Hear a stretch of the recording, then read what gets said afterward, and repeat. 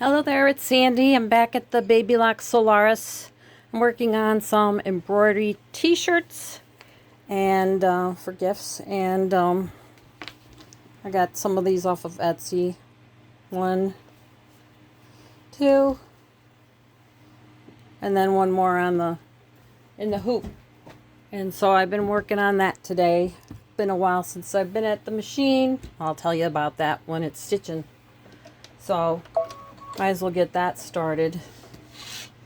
I've only got, I don't know, 15 minutes left of stitching.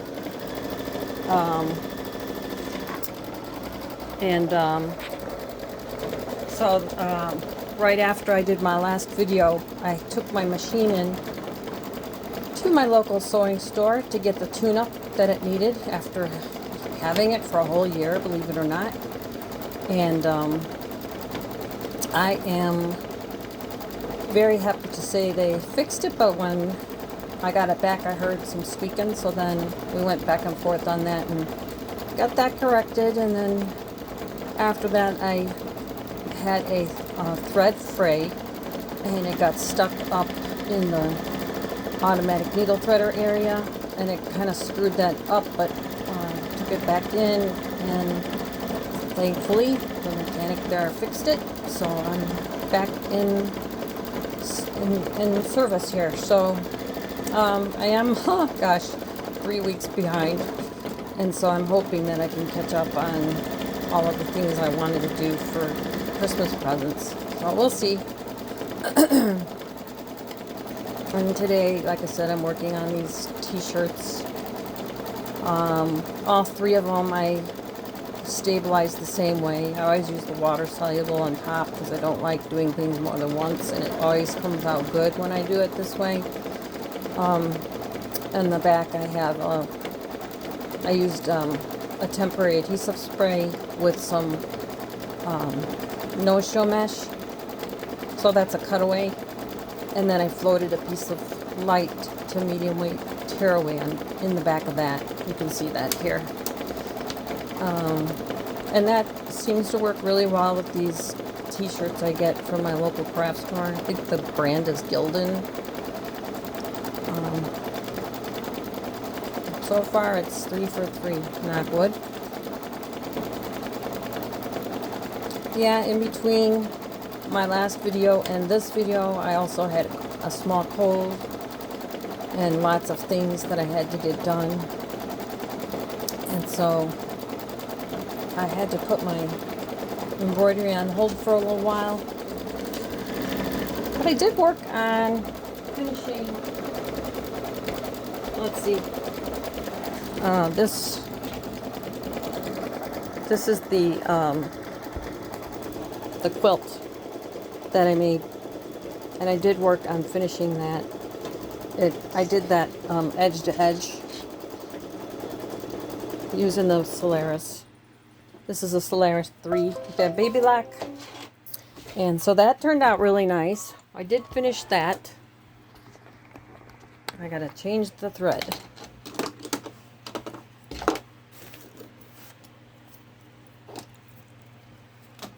Don't have too many thread colors left. I didn't save lots of this design to stitch out with you because, I don't know, this one wasn't as interesting as some of the other ones that I've done. So I just figured I would put this video out there to catch up since I've been away for a while from filming. Also, when I did that last video, it was a panel, an edge-to-edge quilt of a panel. And I had said near the end of, or sometime in the middle of that video, that I was going to show the tricks to like restarting a frame, or they call it different things. A hooping, when you're doing edge to edge, you have so many hoopings, they call it a frame in this sewing machine. They call it other things, but I never did get to showing people that in that last video because I was late to go to an appointment. I kind of ended that last one fast.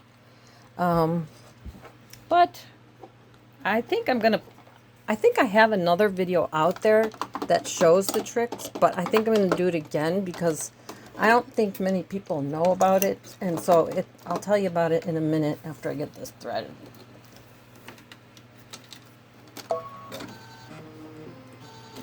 Oh, I'm so glad my needle threader is working. I miss that so much.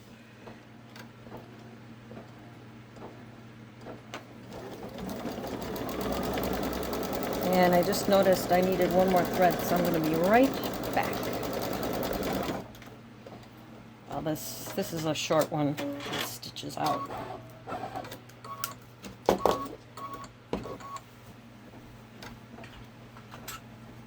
needed that bright yellow again.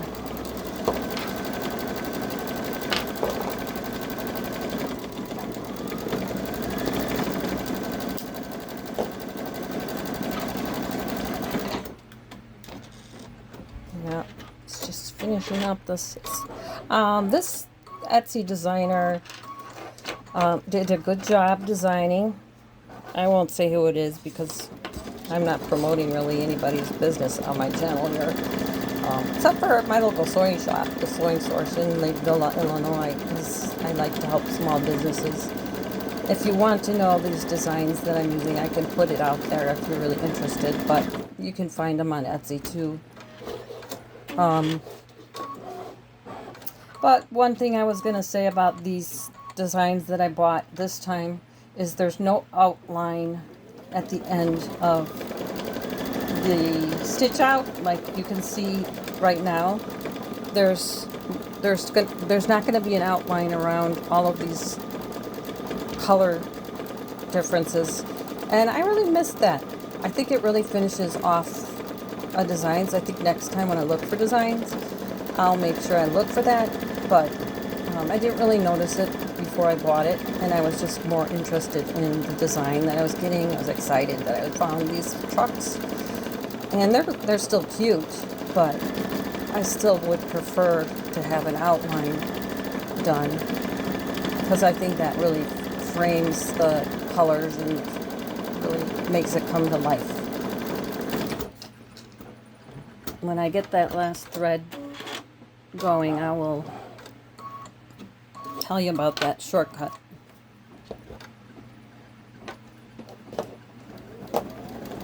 Video that I want to make. It'll be short. A shortcut video. Oh, I guess this is going to take a while. So, it's got one more wheel. Anyway, when you are when you're doing edge-to-edge quilting, you put in your measurements, and you could have like 20 frames, 30 frames, 40 frames, 50 frames. That's however many times you want to hoop the fabric to move it from edge to edge and do your quilting. Well, a lot of times we don't want to do the whole thing in one sitting. We want to like put a place mark in our system, in our machine, and go back to it the next day, maybe the next several days. And so I found this trick to be very helpful. I got to change the thread again, so I'll continue after I get it threaded. Got long nails. It takes me forever to get used to having them again. Okay, so now it's doing that, and that's that. Okay, there we go. This one takes a little bit longer. So this trick that I'm going to show shows how, when you're doing edge to edge, how you can take steps to mark your place of where you're at in your edge to edge quilting, and then steps that to turn off the machine so that and where to find where you left off when you turn it back on. So that's like one trick. And the other one is, if you're in the middle of edge to edge quilting and you really like those machine guided instructions, and you don't really like how you line things up, and you want to restart a frame so that it gives you the instructions from the beginning of the frame, that's another trick. So I'm going to try to do another video to show that. And I thought I did a separate one, but I think I might have included in like a helpful hints. And there might have been more than one trick in there. I know sometimes I show it when I'm actually doing the edge-to-edge quilting, but the last video with the panel I did not. Sorry about that. We were late to finally go do something, to go out, get out and go do something, and I lost track of time like I usually do, and had to just log off.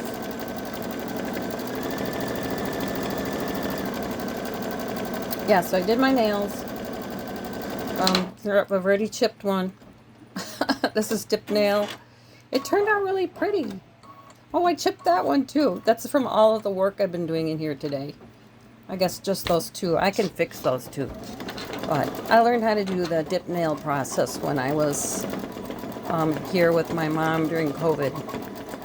I always like to learn, and so that's what I learned. Such a fun thing to do for me. It may not be fun for everybody, but I learned how to put on my nail tips, and I learned how to do dip nail, all different colors. I learned how to put it on so that I could change colors and not have to like remove it with acetone so much. There's like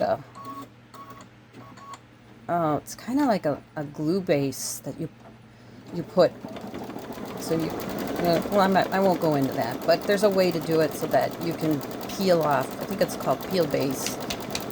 You can peel off, like I can just take this layer and take my little nail gripper and pull off this color, and then I have a clear base under here.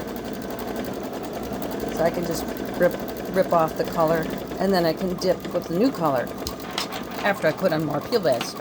So yeah, I learned that whole process, and it took a lot of research, a lot of practice, but I finally got it down. And then along that journey, I collected lots and lots of colors of dip powder. So I don't know that I need that many. I've been thinking about selling my collection and just keeping the basics, because I will never use all that dip powder, but it sure is fun to use when I do. I think I might have an addiction to color. I just love color. I love it in jewelry. I love this ring, it's so pretty. Okay, we've got another color change, and then it's just the letters for the person that this is going to. So this is the last color, second to last color change. Sorry if my arm's in the way. So I wonder what everybody is doing. Whoops. See these nails just really... Let me see if I put that down, if that helps me. It's kind of in a weird place, where it's stopped. There's not a lot of room to put my hands. I wonder if you guys, whoever's watching, is doing any present making. I've kind of decided that if I didn't have my sewing and my machine embroidery, I would be pretty bored on a Sunday, because a lot of times my hubby likes to watch a lot of sports, and I can't sit. I have issues with my back and neck, so I always have to be moving. Even in here, I have to be moving. I have stand-up desk, sit-down desk. I move the desk up and down, so I'm working at different levels when I'm doing even machine embroidery. And I have this Babylock Solaris 3 is on a stand-up desk, and it holds like over 400 pounds. So it's a really sturdy one. And then beneath it I have a 4-drawer cabinet in case something should happen and the stand-up desk collapses. I always have worst case thoughts in my brain. But just to prevent anything from happening to this expensive machine, I put that cabinet under there, and it comes in handy because all my embroidery stuff is stored under there. And I raise it and I lower it depending on what I'm working on. And then across from me, I have a L desk where I have a straight stitch machine and a place where I cut out all my stuff, a lot of my stuff. And then across from that, I have another stand-up desk that I use to lay things out. Sometimes I iron on there. A lot of times I do my marking for the t-shirts on there. And it goes up and down depending on what I'm doing. And it's really come in handy, and it's been a helpful tool for my spinal issues. So I'm really glad that I invested in that. And it was just purchased from a local, whoops, thread break. Okay, I don't know why that thread broke. I thought maybe it got stuck, but it did not. So let's go back and fix that. Maybe it got stuck. I'm going to take this out. I don't know if that had anything to do with it or not. I don't think so. Okay, so I got to go back. So I'm going to use my needle plus minus, and I go back. I'm going to lower the foot so I can see about where I am. Okay, let's do a lock stitch. There we go.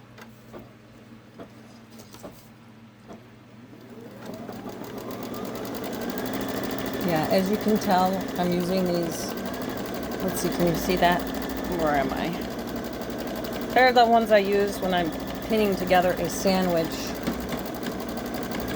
to get ready for quilting edge to edge, because they work really good to grab the fabric and hold on to it. That's what I've decided to use with these types of t-shirts. I don't always use them with every t-shirt because sometimes this fake needle will leave a larger hole than I prefer, but it usually works out okay.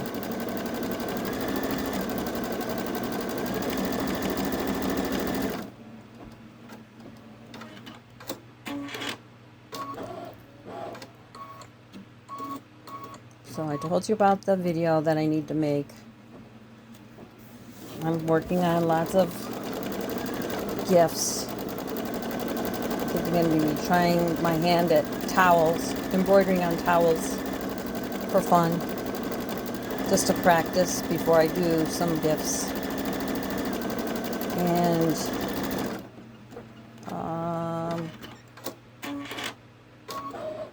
that's what's going on in my world. So I would just wonder what you are all doing, whoever's watching.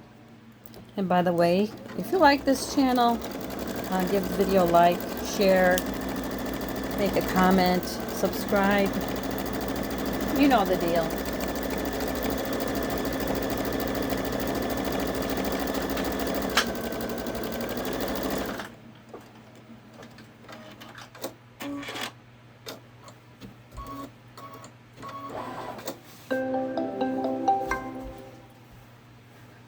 Okay, it says it's done. So I think you probably can see what it looks like from there. So I probably won't take it out of the hoop because that's pretty much all there is to it. I'll have to cut some jump threads in there and here and pull off this water soluble, pull off the tearaway and snip around the design where I have the cutaway in the back. So that's all there is to it. I hope you enjoyed this short video. Hope you're having a great holiday time. Thank you for watching.